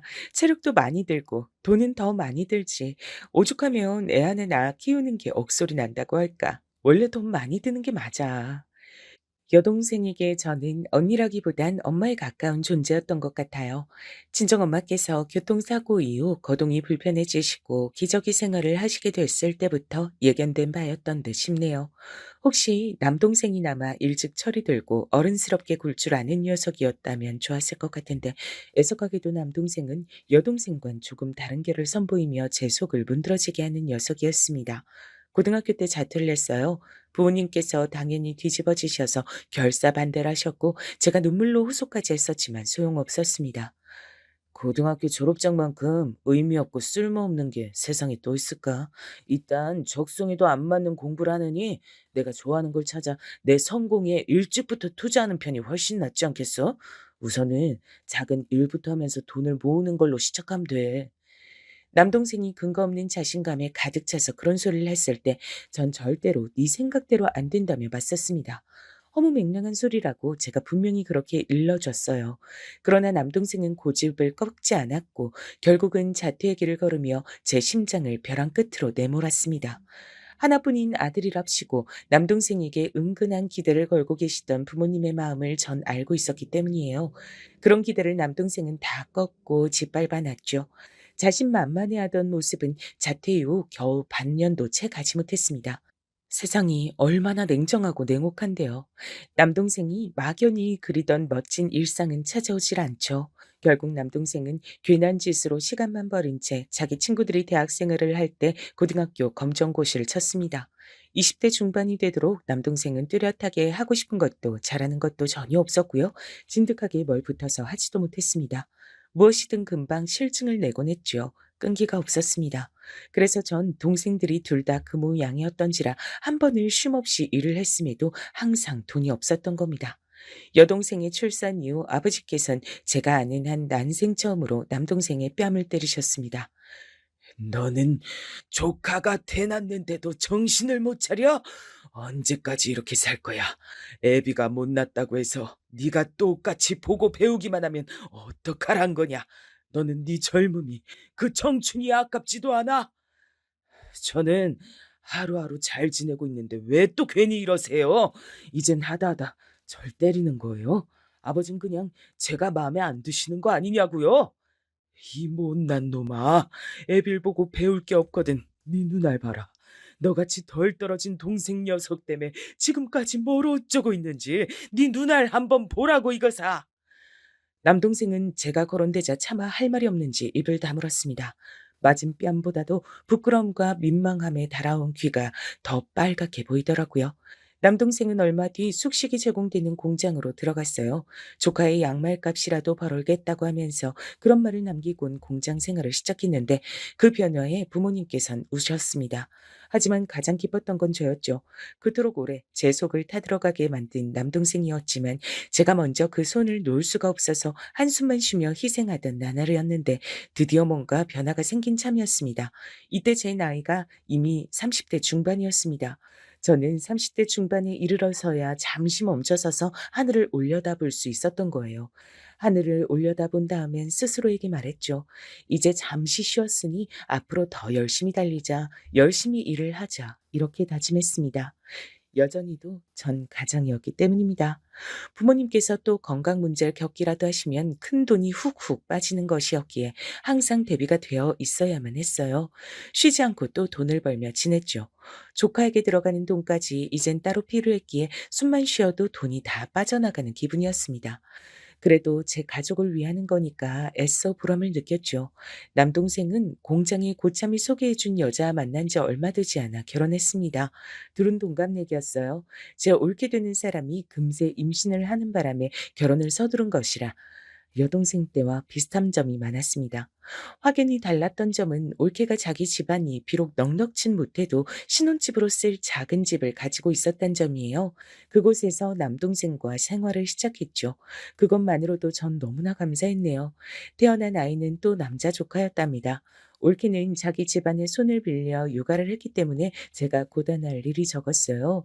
어쨌거나 동생들을 둘 다 결혼시켰으니 그리고 둘 다 부모가 되었으니 이제야말로 한시름 푹 덜고 전 일을 조금 줄이며 지내고 싶어졌습니다. 제부나 남동생이 부지런하게 돈을 벌고 모으는 걸 보니까 왠지 제가 이젠 그렇게 해도 될 것 같았어요. 30대 후반의 나이에 와서 한숨 돌리던 그때 전 당연히 결혼 생각이 없었습니다. 왜냐면 할 수 있을 거라고 생각하지 못했기 때문이에요. 하지만 사람마다 인연이 있고 짝이 있단 말을 증명하듯 저에게 남편이란 존재가 등장했던 겁니다. 첫인상이 조용한 난초 같았어요. 가만히 올곧게 서 있는 난초 화분 같은 사람이었어요. 남편의 평온함에 이끌려 언감생신 결혼을 꿈꿔본 적 없던 제가 홀린 듯이 결혼을 하고 말았습니다. 남편은 20대 후반 나이에 결혼을 약속했던 여자가 바람을 피우고 자기를 배신하자 너무 큰 충격을 받아 그 이후로 아무도 안 만나겠다는 다짐을 한 뒤 혼자 지내온 사람이었죠. 뒤늦게 절 만나 결혼을 한 거죠. 위로는 형만 둘 있었습니다. 시부모님께선 연로하신 나이에 걸맞게 약간은 옛날 사고방식을 지니신 분들이었는데요. 아들이 귀하고 좋은 건데 딸 말고 아들만 셋 낳고 살아 복이 크게 흐르는 집안이라며 자화자찬을 하셨습니다. 시어머니께선 당신 스스로를 두고 아들만 줄줄이 셋 낳은 귀감이 되는 여자라고 칭하기도 하셨죠. 그래서 저는 묘한 기분을 맛봤습니다. 왜냐면 남편의 형수들, 그러니까 저의 손윗 동서들은 각자 자식들을 둘씩 낳아 키우고 있었는데 전부 딸들이었거든요. 과연 고지식하신 시부모님께서 손녀만 내신 상황을 달갑게 여기시긴 할지 그런 생각이 잠시 들었던 것 같아요. 워낙 조용한 성격의 남편은 인간관계도 좁았고 딱히 이렇다 할 취미생활도 없었으며 직장만 성실하게 다녔는데요. 아주버님들은 남편에 비하자면 그래도 좀 활달하신 분들 같았어요. 두 분끼린 나이 차이도 얼마 안 나고 사는 곳도 가깝고 결혼도 비슷한 시기에 하셨다 그러고 게다가 딸만 둘 낳은 것도 똑같으니까 그래서 잘 교류하며 지내시는 듯 싶더라고요. 제 손이 동서인 형님들끼리도 당연히 가까워 보였습니다. 남편은 자기 형 부부가 노는 것에 끼고 싶다는 생각을 지금까지 한 번도 안 하면서 살았다고 하던데 저도 딱히 형님들 사이에 제가 끼고 싶진 않더라고요. 그래서 남편하고 조용히 사이좋게 둘이서만 잘 지내면 더할 나위가 없겠다는 생각이었네요. 기껏해야 시댁에서나 다들 마주칠 사이라고 생각했습니다. 시어머니께나 열심히 잘하면 될 것 같았네요. 그리고 시어머니께서 저에게 이런 질문을 하셨을 때 옆에 형님들도 계셨습니다. 그래. 우리 어멈은 나이가 아무래도 나이다 보니까 애 가질 생각은 크게 안 가지고 있으려나? 어멈이란 호칭이 대뜸 낯설고 이상하게 느껴졌는데 왠지 내색을 하면 안 될 것 같았어요. 그래서 그저 웃어 넘겼습니다. 네, 어머님. 아이가 들어서면 들어서는 것이고 아님 마는 것이고 저흰 그냥 그렇게 마음 편하게 살아볼까 해요. 그런 것도 나쁘진 않겠지. 이 노인네 욕심 같아서야 떡 두꺼비 같은 손자 낳음 좋겠다 싶지만 그게 어디 욕심대로 되는 일이겠어. 작정하고서 아들 낳으려고 빌고 빌어도 쉽지 않은 방국에. 시어머니께서 한숨을 쉬며 그런 말씀을 하셨는데 눈길의 끝에 형님들에게 다 있었어요. 그러자 형님들이 난처한 눈빛을 서로 교환하시는 게 보였습니다. 시어머니께서 커다란 헛기침과 함께 돌아앉으시자 형님들이 저에게 눈치를 보내시더니 밖으로 나가자고 하셨습니다. 시댁 밖으로 나오고 나서야 형님들은 숨통이 트인다는 듯 크게 숨을 내쉬면서 피식 웃어대셨어요. 어머님도 진짜 새올케 앞에서 꼭 그렇게 우릴 망신 주셔야 속이 시원하신가? 그러니까요. 그놈의 손자 타령 지겨워 죽겠어요. 이게 벌써 몇 년째예요? 내가 시집 올 때부터 들었으니까 벌써 한참 됐지. 근데 어머님 돌아가실 때까지도 손자 타령하실 건가 봐. 가만 보면 아버님보다도 한술 더 뜨신다니까. 어머님, 당신께선 아들만 내리 셋 낳으셨다고 자랑하고 싶으신 거겠죠. 자고 형님은 그걸 못 해냈다고 타박하고 싶으신 거고요. 막상 손녀들 얼굴 보면 예뻐해 주시면서도 왜 그러시는지 모를 일이에요. 하여간에 어머님도 참 시대가 어느 때인데 아직도 그런 생각이나 하고 계신 건지 모르겠다니까요. 두 형님들의 대화를 멀뚱하게 듣고 있던 제가 갑자기 어떻게 된 영문인지 감이 와서 속으로만 아하라는 외침을 냈습니다. 형님들이 내리 딸만 낳아서 시어머니께서 그 점을 가지고 은근슬쩍 눈치를 주며 지내오신 모양이었죠. 형님들은 그게 마음에 안 들어서 속으로 늘 불만을 품어오고 계셨고요. 조용한 남편 하나만 보고 한 결혼이었기에 시댁에 이런 이모저모가 있을 줄은 상상도 못했던 터라 제가 약간은 놀란 기분으로 고개를 끄덕끄덕 하고 있으니까 형님들이 눈길을 줬습니다. 근데 우리 작은 올케는 어머님이 말씀하신 것처럼 암만 해도 나이 때문에 임신 계획은 없는 거나 마찬가지겠네. 저나 남편이나 딱히 이세에 대한 계획 없이 결혼을 한 것이었어요. 그래서 제가 큰 형님의 말씀에 고개를 순순히 끄덕이려 했는데 옆에서 작은 형님이 끼어들었습니다. 에이, 형님, 그건 모를 일이죠. 왜냐면 요샌 나이 마흔줄에도 애를 잘 만났잖아요. 여기 올기가 애기 낳고 싶음 얼마든지 노력해서 낳을 수 있지 않을까요? 의지만 있다면 병원도 다니고, 뭐, 의학의 힘을 빌려서 임신 시도해 볼 수도 있는 거고, 뭐, 암튼 그런 거죠. 그러자 큰형님이 저 말이 맞냐고 하는 듯 절 어딘가 추궁하는 눈초리로 쳐다봤어요. 말을 마친 작은 형님도 궁금증 가득한 눈으로 절 쳐다봤고요. 전 동생만 둘 두었고 사실상 엄마 역할을 하면서 살아와서 그런지 몰라도 그 순간 오랜 습관이 발동됐습니다. 아, 저기 형님들 여기서 이러지 마시고 일단 어디라도 가서 자리에 앉을까요? 따뜻한 차라도 나눠 마시면 기분이 함께 나아질 거예요. 전 여기 근처 지리를 잘 모르니까 두 분이 적당한 카페로 안내를 해 주시면 좋겠어요. 그건 바로 일단은 상태를 진정시키고 좋게 좋게 어르고 달래는 것이었답니다. 저는 습관적으로 그러 놓고선 속으로 괜히 나만 피곤한 일을 자처했구나 싶었어요. 내심 두 분이 거절을 해주셔도 좋겠다고 생각했지만 서로 시선 교환을 마친 두 분이 동시에 그럴까라고 대답을 해주셔서 별 수 없이 셋이 자리를 옮기게 됐습니다. 바로 그곳에서 제가 친정의 이모저모도 어느 정도 형님들에게 전달하게 됐던 거예요. 이제 시댁으로 엮여서 한 집안 식구가 됐는데 저에 대해 두 분이 너무 아무것도 모르신다고 하니까 제가 차마 얘기를 안 해드릴 수가 없더라고요. 특히 저는 나이는 꽤 찼지만 막내 며느리로 새로 들어온 입장이었으니 두 분의 궁금증을 풀어드릴 의무가 있다고 생각했습니다. 전부 얘기할 필요는 없는 것 같아서 간략하게 줄인 친정 얘기를 전해드렸는데 두 분 다 표정에 당혹감이 스치고 있었어요. 먼저 입을 여신 큰 형님의 말씀을 듣고 저도 곧 따라서 당혹스러워졌죠.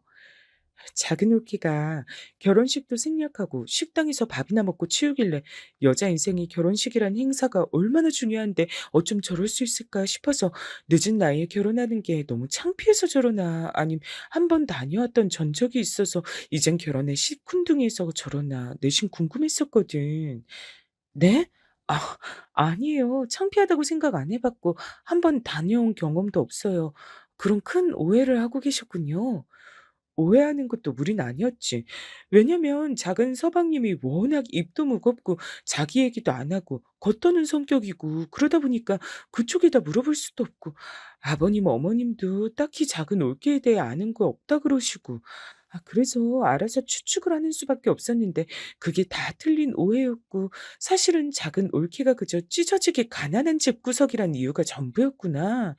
그렇게 아등바등 치열하게 땀 흘리고 피를 토하고 눈물을 쏟으며 살아왔으니 결혼식이란 것 자체가 호화롭다 못해 사치스럽게 느껴져서 엄두가 안 날 수밖에 없었겠어. 저런 저런 안타까워라.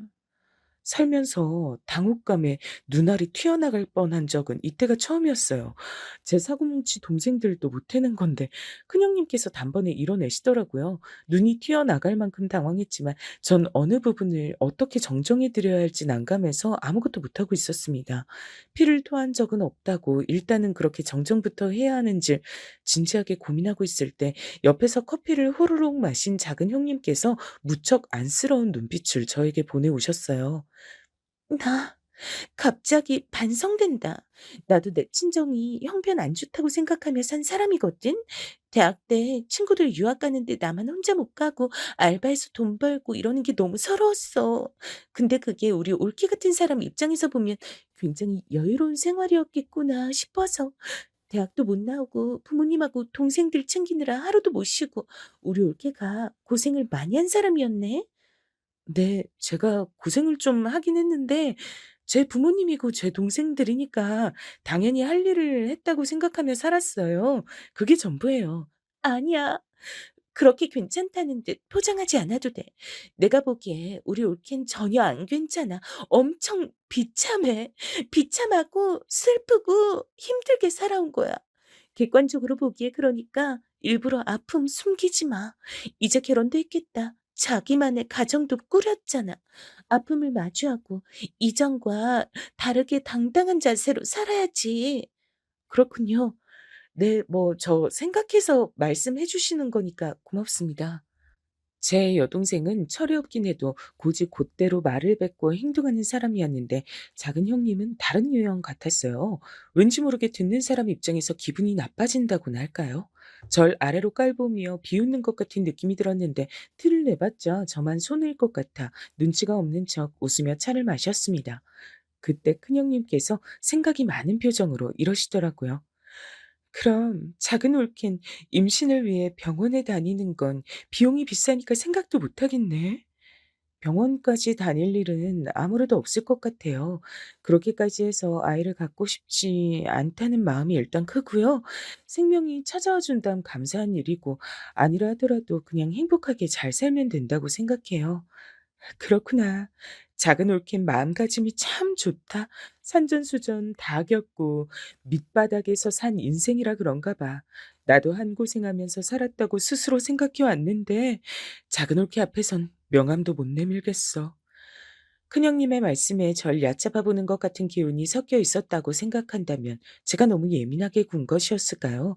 남들이 보기에 제가 지나온 길이 밑바닥으로 보였을 줄은 상상도 못한 부분이라 멋쩍어지더라고요.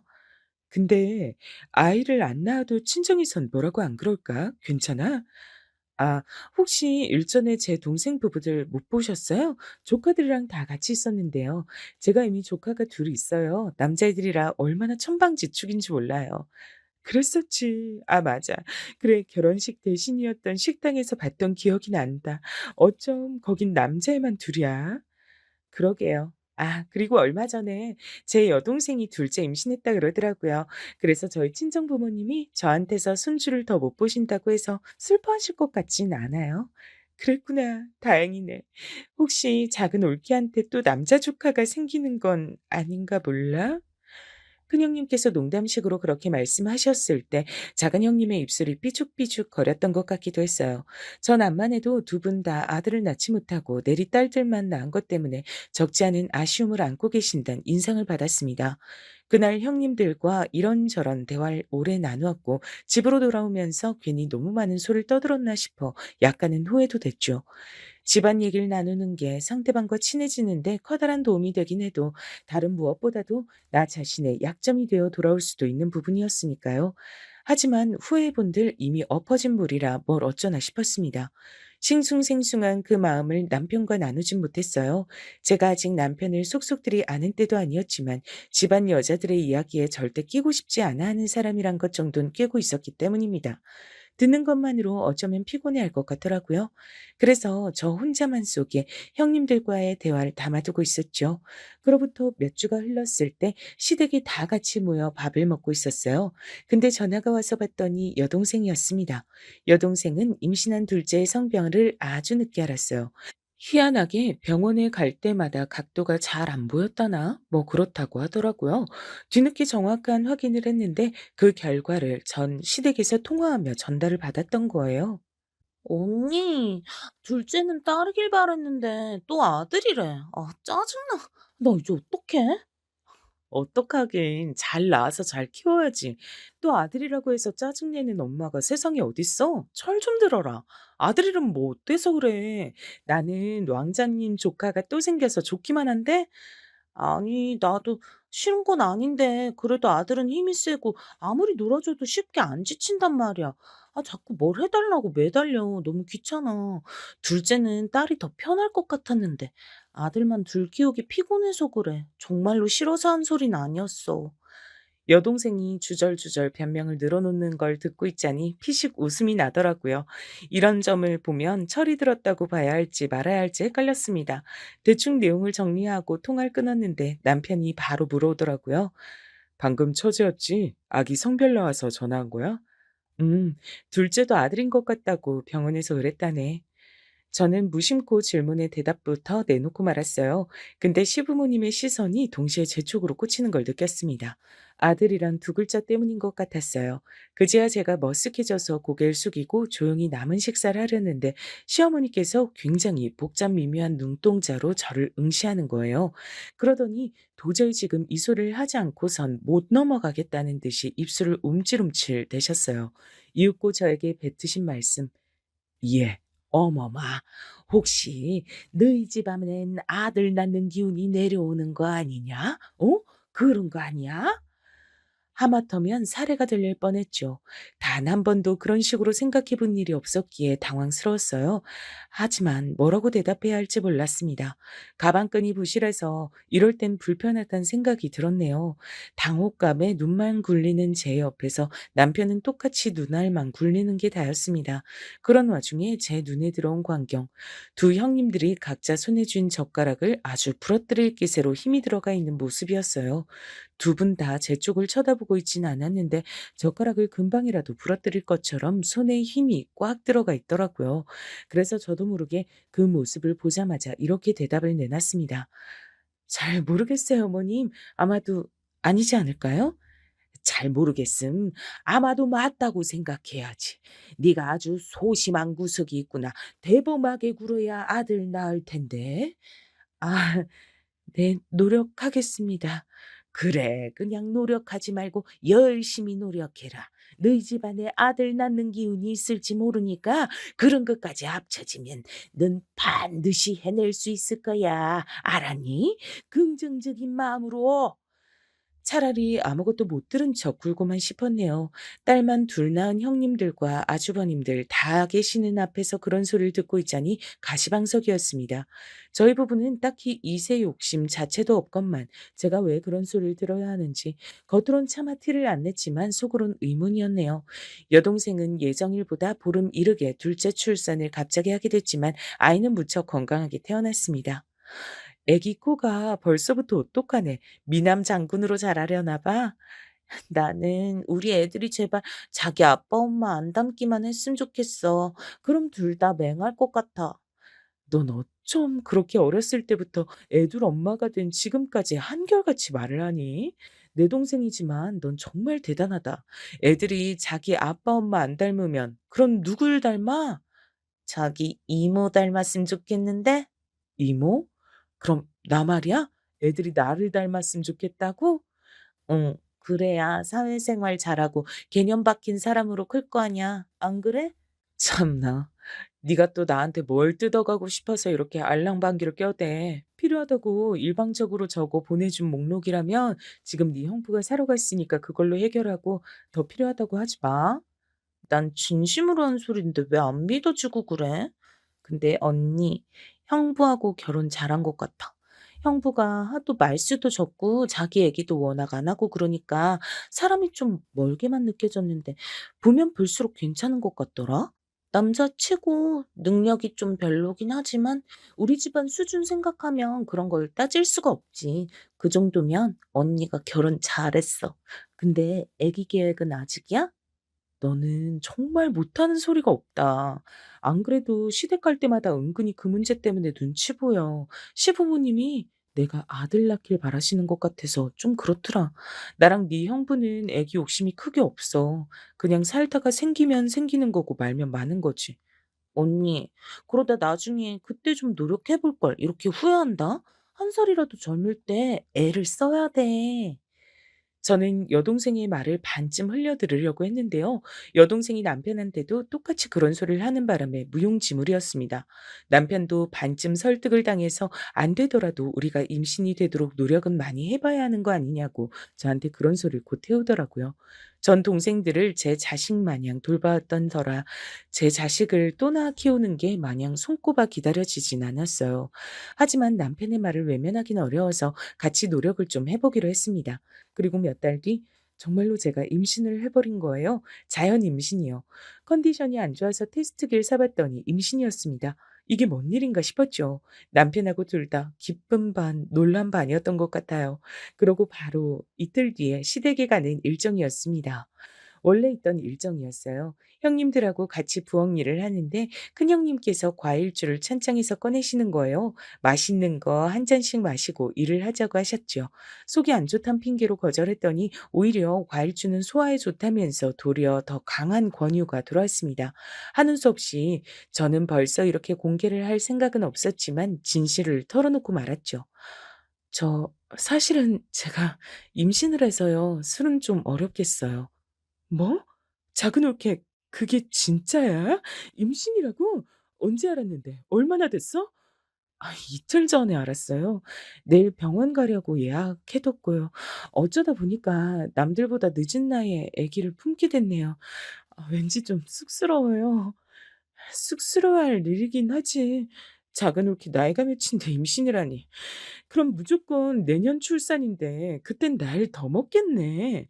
태어날 아이하고도 나이 차이가 더 날 테고 좀 그렇다. 마냥 축하해 주기엔 뱃속 애기 입장이 걸려서 마음이 약간 씁쓸하다. 큰형님의 말씀에 제 얼굴이 뜨거워졌어요. 과일주를 마시지도 않았는데 얼굴에 열이 오르더군요. 왠지 모를 수치심이 들었습니다. 작은 형님께선 갑자기 저와 눈도 안 마주치시고 고개를 휙 돌리신 채로 딴청을 피우고 계셨죠. 두 분 다 임신을 축하한다는 소리를 안 해주시더라고요. 그런 소리를 바란 것도 아니었지만 너무 쌀쌀 맞은 반응이 상처가 됐습니다. 병원에 가보니까 임신이 확실했고 10주 정도 됐다고 했어요. 남편하고 그제야 제대로 실감이 나서 양가에 정식으로 알려드렸습니다. 친정 부모님께선 깜짝 놀라며 신기해하셨고 시부모님께선 놀란 숨을 삼키시더니 아이 성별이 뭐냐고 그것부터 물어보셨어요. 아직 아이 성별은 전혀 모른다고 말씀드렸죠. 여동생한테 이해하길 전했더니 제 시부모님이 무척 특이하신 분들 같다 그랬어요. 전 내친 김에 제 형님들 얘기도 해버렸습니다. 터놓을 상대가 여동생뿐이더라고요. 언니, 그 아줌마들 진짜 뭐야? 얘기만 들어도 대박 싸가지 없네? 언니가 집안의 관심 독차지할까 봐 질투하는 것 같아. 설마 그러겠어? 그냥 내가 마음에 안 드는 모양이야. 그래도 너한테 털어놓으니까 마음이 가볍네. 전 진작에 형님들이 절 아래로 낮잡아 보고 있다는 걸 느끼고 있었기에 너무 많이 상처받고 서운해하지 않으려고 애를 썼네요. 하지만 그로부터 얼마 지나지 않아 시댁에서 다시 마주쳤을 때 쌀쌀 맞은 두 사람의 반응을 보고 속이 너무 답답해져서 제가 먼저 말을 꺼내고야 말았습니다. 동생들을 어르고 달래던 습관이 이럴 때 또 발동이 되더라고요. 제가 임신을 한 게 어느 부분에서 마음에 안 드시는 거예요? 그냥 터놓고 얘기해 주시면 좋겠어요. 속이 담아도 봤자 형님들만 답답하고 저도 눈치 보이고 그럴 뿐이잖아요. 그리고 저는 괜한 계기를 만들었다고 곧 후회를 하게 됐습니다. 왜냐면 기다렸다는 듯이 형님들께서 저에게 쏟아낸 말들이 전부 빗으로 꽂혔기 때문이에요. 작은 올케가 어떤 사람인지 그 배경을 몰랐다면 또 모를까. 알고 있으니까 태어날 아이가 너무 안 됐다는 생각이 드는 게 어쩔 수가 없네. 작은 서방님이 벌이가 좋은 것도 아닌데 작은 올케는 친정이 그 모양이라서 본인이 백날 첫날 가장 노릇이나 하지. 그래 가지고서 자기 자식에게 자랑스럽게 물려줄 수 있는 게 어디 하나라도 있겠어? 내 생각도 비슷해, 옳게. 솔직히 아이를 가진 건 너무 아이 입장에서 생각을 못한 것 같아. 아이가 옳게 같은 수준의 엄마한테서 태어나고 싶겠어? 엄마 나이도 이렇게나 많은데? 안 태어나고 싶은데 선택권이 없으니까 어쩔 수 없이 강제로 태어나는 거지 뭐. 아이 입장에선 너무 답답하지. 나나 형님 정도여도 애 둘 키우기 쉽지 않은데. 옳게 같은 사람이라면 아이를 안 낳는 게 솔직히 아이를 위하는 길이라고 봐. 생각지도 못하게 아이 입장이란 소리를 들으니까 말문이 턱 막히더라고요. 단 한 번도 그런 식으로 생각을 못 해봤기 때문에 엄청 난감했죠. 할 수만 있다면 쥐구멍에 숨고 싶을 만큼 그 순간이 모욕적으로 느껴졌습니다. 너무 당황한 나머지 형님들의 무례를 따지지도 못하고 저는 그 자리를 벗어나는 것에만 급급했어요. 집으로 가는 동안 남편이 무슨 일 있었냐고 물었는데 굳이 이런 머리 아픈 주제를 나누고 싶지 않아서 전 별일 없었다고 둘러댔습니다. 지금까지 열심히 살았는데 적어도 내 가족들에겐 부끄러울 것 없이 떳떳하고 당당하게 그렇게 살았는데 내 아이를 갖는 것도 남의 시선으로 보자면 자격이 안 될 정도로 내가 형편없는 인물인가? 내가 살아온 게 고작 그 정도의 인생이었나? 남의 말 때문에 크게 휘둘리고 싶지 않았건만 자괴감이 드는 것만은 막을 수가 없었습니다. 그런 와중에 여동생과 통화를 하게 됐는데 잠긴 목소리를 숨길 힘이 없어서 그대로 드러내고 말았어요. 절 걱정하길래 있었던 일을 다 알려주진 않고 그저 형님들하고 얘기를 하다가 속상한 점이 있었다는 정도로만 설명을 했죠. 못돼 처먹은 형님들에게 이상한 소리를 듣고 싶지 않아 일부러 다음번에 시댁에 안 갔습니다. 그렇게 몇 주를 발길을 끊었다가 꼭 가야 할 건수가 있어서 가게 됐어요. 시부모님께선 싱글벙글 웃는 얼굴로 저희 부부를 맞아주셨죠. 이리 와라, 어서 와. 우리 집안 손자를 배에 품고 있어서 그런가. 얼굴도 전보다 유달리 고와 보이네. 며칠 전 제 뱃속의 아이가 아들임을 시부모님께 따로 연락해서 알려드린 바 있었습니다. 형님들과 아주버님들은 이 자리에서 처음 듣는 것이었고요. 다들 놀란 표정들이더라고요. 특히나 형님들의 표정들이 아주 어두웠습니다. 연락도 안 받고 코빼기도 안 비추더니 아들 임신했다고 일부러 유세 떠느라 그랬구나. 작은 올케 참 멋지다.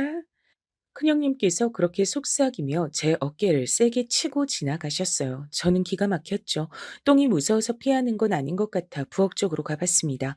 이제 형님들은 저를 왕따시키기로 한 것인지 둘이서만 한쪽에서 뭔가라며 제 쪽은 쳐다보지도 않았죠. 전 민망해져서 괜히 쟁반이나 정리해댔고 두 사람은 저를 내버려둔 채 함께 거실 쪽을 향했습니다. 애를 둘씩이나 둔 엄마들이 유치하게 왜 저러는가 싶어 저도 참 속상해했던 바로 그때였어요. 거실 쪽으로 저도 걸어 나가고 있었는데 갑자기 남편이 형님들의 뺨을 차례로 때리는 장면이 눈에 들어오는 게 아니겠어요? 뺨을 맞은 형님들은 전부 넋이 나가버렸고 아주버님들은 난리가 났습니다. 시부모님께선 눈알이 튀어나올 지경이었고요. 여보, 지금 대체 뭐 하는 짓이야? 미쳤어? 고요한 난초 같은 남편이 그런 행동을 한 것에 저 또한 기절할 만큼 놀랐습니다. 아주버님들이 열받아 따지기 직전 남편은 화가 넘실거리는 눈빛으로 형님들을 쳐다보며 말했습니다. 다시 한번 말씀해 보세요. 어디 한번 모두가 듣는 가운데 크게 한번 말씀해 보시라 이겁니다. 형편도 안 되는 주제에 왜 임신은 하고 지랄이냐며, 왜 하필 저런 구질구질한 집엔 아들이 꼭 생기는 거냐며, 제 와이프가 임신한 건 자체가 기분 나쁘다고 하셨던 거 어디 한번 정식으로 다시 한번 말씀해 보라고요. 그러자 아주버님들이 난처한 표정들이 되셨고 애써 그래도 어떻게 형수한테 버릇없이 이럴 수가 있냐며 억지로 남편을 나무라는 것처럼 구셨어요. 전 더 이상 실망할 것도 없을 것 같은 기분으로 형님들을 쳐다봐 줬고요. 시부모님께선 크게 화가 나셨습니다. 질투할 게 없어서 그런 걸 질투를 해? 이 못난 것들. 오죽하면 얌전한 우리 막내가 저러겠어? 너희들은 진짜 반성을 해라. 심보를 그렇게 못되게 쓰고 살면 안 되는 거야. 그러니까 줄줄이 딸만 낳았지. 그래 놓고도 또 딸 임신해서 둘 다 병원에서 애 낳대버리고. 어휴, 우리가 그거 모를 줄 알았니? 시어머니의 말씀을 듣고 제 심장이 철렁 내려앉았어요. 형님들은 낳은 두 딸들 말고도 또 임신을 했었다가 또 딸이니까 병원에 가서 아이를 떠나 보냈었단 겁니다. 너무 충격적이었어요. 시어머니께서 그 사실을 알고 계실 줄 몰랐는지 형님들은 각자 크게 당황하신 채로 아주버님들을 향해 왜 이렇게 남자들이 입이 가볍냐며 원망을 쏟아내셨어요. 혼돈의 돌관이가 따로 없었습니다. 결국 형님들은 엉엉 울면서 둘 다 아주버님들께 반쯤 끌려가다시피 해서 사라지셨고요. 그날은 저희 부부와 시부모님 이렇게 넷이서 마저 시간을 보냈습니다. 시부모님께서 저에게 참 친절하신 것 같아 저는 좋기도 했지만 떨떠름하기도 했네요. 집으로 가는 길에 남편한테 왜 답지 않게 그랬냐 물어보니까 사실 여동생에게 제 부탁을 받았다 그랬습니다. 형님들이 절 괴롭히는 것 같으니까 같이 시댁에 가면 그쪽을 예의주시하라고 여동생이 남편한테 신신당부를 했다는 거예요. 그래서 남편은 그 말을 따라서 형님들 쪽을 살펴보다가 제 뒷담화를 하시는 장면을 정면으로 딱 목격해버렸고 피가 거꾸로 쏟았던 것이죠. 이거 참 감동이라 해야 할지 몰라서 전 그냥 고맙다고 말을 해버렸습니다. 그리고 남편에게 상상도 못한 얘기를 들을 수 있었는데요. 이게 바로 묘하게 제 속을 떠돌고 있던 의문점을 해결하는 열쇠였습니다. 우리 집안 겉보기엔 돈 없고 조금씩 쪼들리며 사는 것 같아도 나름 재산은 있어. 아주 옛날부터 들고 있는 땅이 좀 있거든. 그게 우리 집안 보물이라고 할 수 있겠지. 뭐? 땅이라고? 난 지금 그 얘기 처음 들어. 미안해. 숨기려고 한 건 아니고 굳이 미리 얘기할 필요는 없을 것 같아 그랬는데 두 분 다 돌아가시기 전엔 자식들에게 절대 안 넘겨주겠다고 예전에 아예 못을 박아 놓은 적이 있기도 했고. 정말? 아버님, 어머님도 대단하신 분들이네. 뜻이 그렇다면 어쩔 수 없지. 근데 조카들이 태어나기 직전에 두 분이 갑자기 이런 말씀을 하셨던 거야. 자식들한텐 미리 넘겨줄 생각이 추호도 없지만 혹시 집안의 대를 이을 손자가 태어나면 마음이 바뀌어서 그쪽에다 땅을 다 줘버릴 수도 있다고 두 분이 그러셨어. 난 재산 욕심 하나도 없이 소박하게 살아온 사람이라 그 얘기 듣고도 아무 생각 없이 살아왔는데 설마 당신하고 이렇게 결혼해서 아들의 탄생을 기다리게 될 줄 몰랐지. 뭐라고? 잠깐만. 그 설마 그럼 형님들의 행동들이 다 그것 때문이었어? 그제서야 뭔가 퍼즐이 맞춰지는 느낌이 들었죠. 어쩐지 뭔가 구린내가 풀풀 풍기던 형님들의 행동엔 그런 이유가 있었던 겁니다. 허탈한 웃음이 흘러나왔어요. 그놈의 돈, 땅, 재산, 뭐 그런 것들. 그런 게 필요해서 쉬지 않고 힘들게 살아왔던 저였지만 결국은 다 가족을 위하는 마음이었거든요. 단 한순간도 제 인생에서 돈이 가족보다 앞서 있었던 적은 없습니다. 그래서 형님들을 진정으로 미워하지 않기로 했고 앞으로 굳이 상종도 안 하기로 했죠. 여보, 난 그거 땅 우리 거가 되든 말든 크게 관심 없으니까 그냥 흘러가는 대로 살자. 제 허탈한 미소를 본 남편도 비슷한 생각을 했는지 웃으면서 고개를 끄덕여 줬습니다. 그 후로 전 무사히 아들을 출산했고요. 손자만 가득한 친정과 드디어 손자를 맞이한 시댁의 반응이 천지 차이라서 비교를 하는 재미도 있었던 것 같아요. 저희 부부에게 그 재산이 정말로 떨어졌는진 비밀입니다만 지금까지 한 번도 금전적인 걱정을 하지 않고 여유롭고 풍족하게 아주 잘 살아왔던 것만은 확실하게 말씀드릴 수가 있겠네요. 늦은 결혼, 늦은 출산.